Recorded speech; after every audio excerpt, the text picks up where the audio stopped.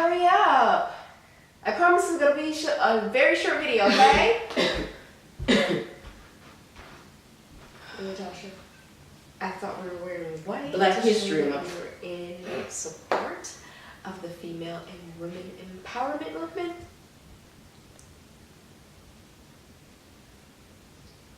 And I'm black, y'all. And I'm black, y'all. And I'm bliggity, bliggity, bliggity black, y'all. And then I'm black, y'all. And I'm black, y'all. And I'm bliggity, bliggity, bliggity black, y'all. And I'm black.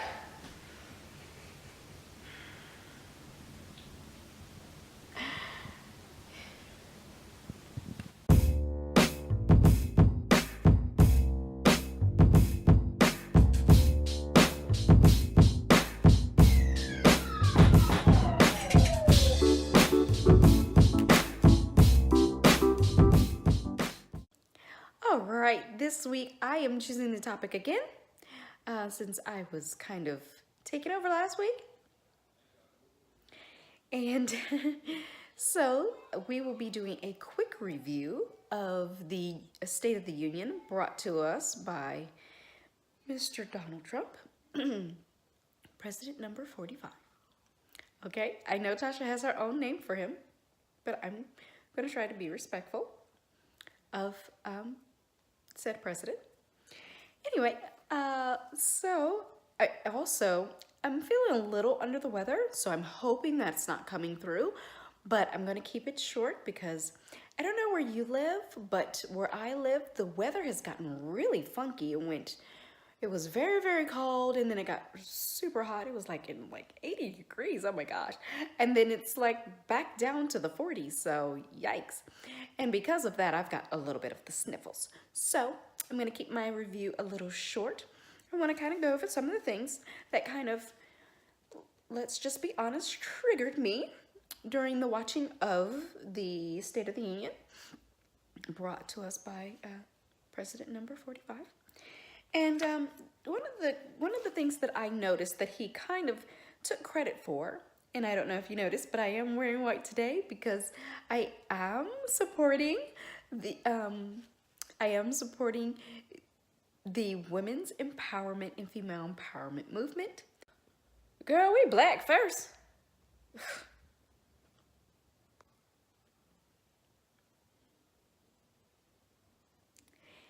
Yes. We are black first, Tasha. Okay. But I'm also a woman. All right, so I'm going to continue what I was saying. All right, so one of the things that I noticed that kind of made me take aback for a second was the fact that Mr. Trump said that the state of our union was strong, but we needed to stay unified. Union means just that we are unified. So if we need to stay unified, I think that means that the union wouldn't be as strong, and that would show that you are contradicting yourself, sir. All right, so that was the first thing that kind of took me back. Just the subtleties, thank you. The next one I would like to say is that he brought up the investigations in the middle of his speech.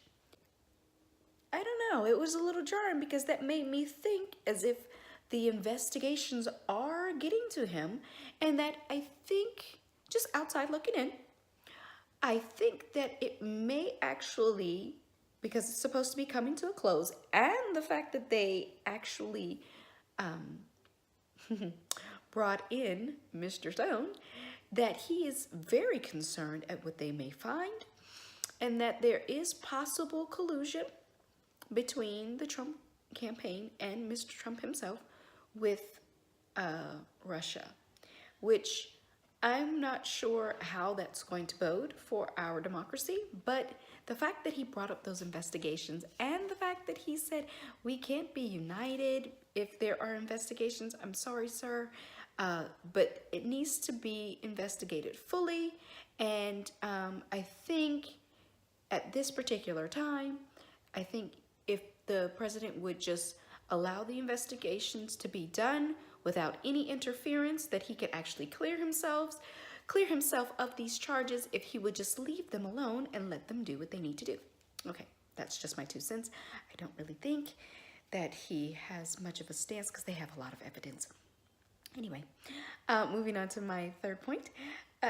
So I thought also, which was really interesting, is how when he states that he wants to build another border, I think that was really interesting because of the simple fact that building a border will not actually make us any better, okay? Because we need other people and we need to keep our alliances, and we cannot fully be engaged in the world and engaged in trade if we are closing up borders, okay? The last thing I want to say is that it seemed like at the end of his speech, as he was wrapping up and talking about how women ran in record numbers and won, and this is, you know, the biggest freshman women's freshman Congress to come in. I thought it was really interesting because it almost seemed like he was trying to take credit, and I don't think he understood that these women ran in spite of him, and it wasn't because, you know, he was supporting women. It was because he was not supporting women, okay, that they ran.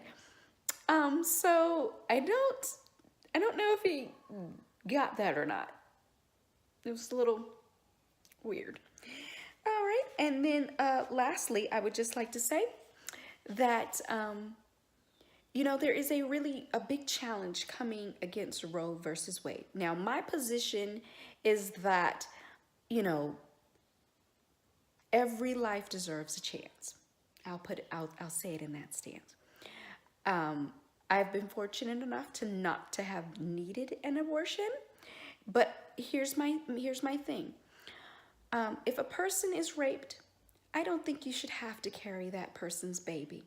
Okay? I also think if pregnancy puts your life at risk, because I've had a friend of a family member. She had diabetes, and in order for her to save her life, her own very life, she could not carry a baby to term. So thus and therefore, if you know, when she had her abortion, the baby was, first and foremost, the baby was not going to be viable, which was unfortunate because of the debilitating disease of diabetes. I don't think people understand that about diabetes.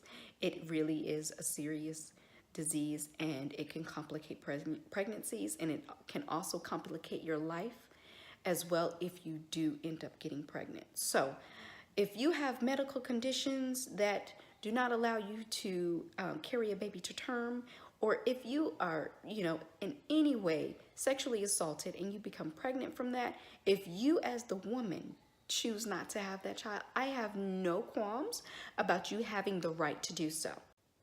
So, I mean, I can't believe I'm about to do this, but to quote Tupac, a man can't make one, so he has no right to tell a woman where and when to create one. Wow, Tasha, this hip-hop stuff is relatable. Anyway, take it away, Tasha.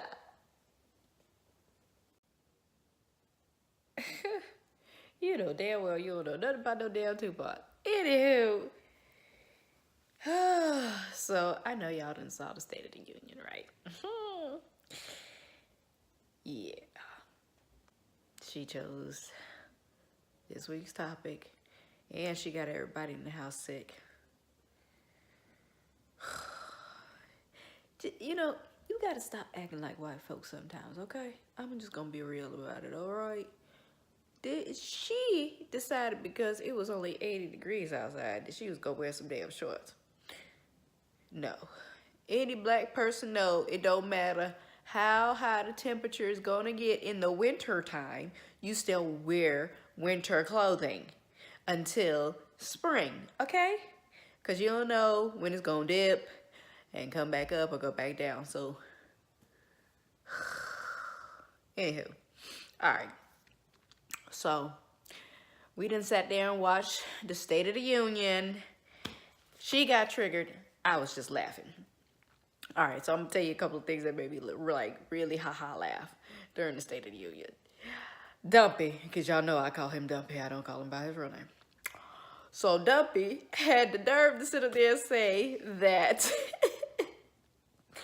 millions of Americans have been lifted off of... Hold on, because I'm about to crack up again. Give me a second. Ah! Okay, for real. All right, here we go. Millions of Americans have been lifted off of food stamps. If that don't make you laugh, I don't know what will. Lifted. Motherfucker, you kicked them off of the food stamps. That's why they ain't getting it no more.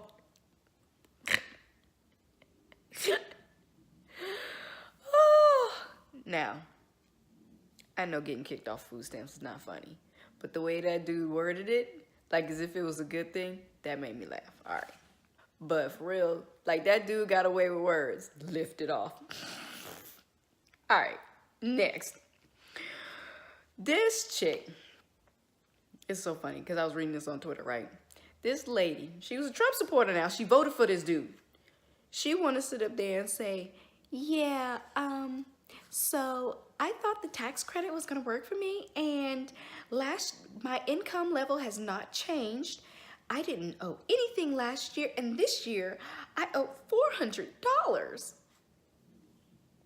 Let me tell you something. Somebody got to pay for that tax cut for the rich. Who do you think was going to pay for it, boo-boo? Yeah, you did.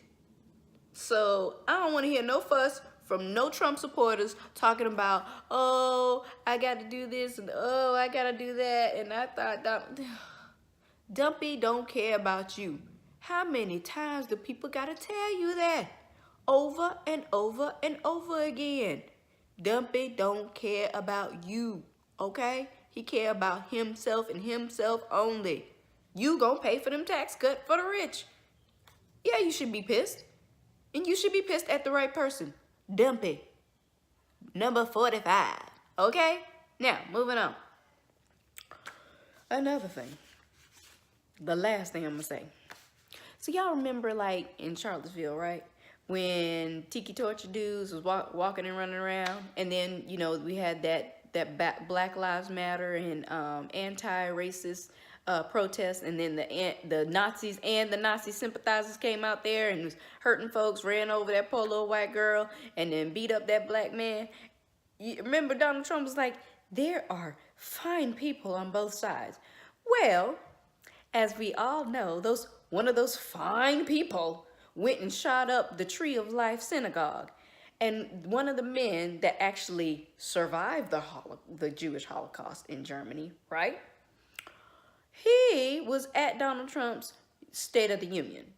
Now, mind you, as Donald Trump is talking to this old man, he don't even acknowledge the fact that he was the one encouraging these people to act violently against, guess what? Blacks, gays, and Jews. That's what he does, okay? So while he's sitting here talking to this old dude, he forgot to mention, oh yeah, I'm sorry about riling those people up and them shooting up your synagogue. Bruh, for real? That's all I got to say. I'm done. Nah, I mean, those are a couple of things I just noticed in the State of the Union, and that's it. I'm out. Thank you so much for tuning in to another episode of Nice But Feisty with Mandi Nice and Tasha Feisty. Ooh, ooh, yeah.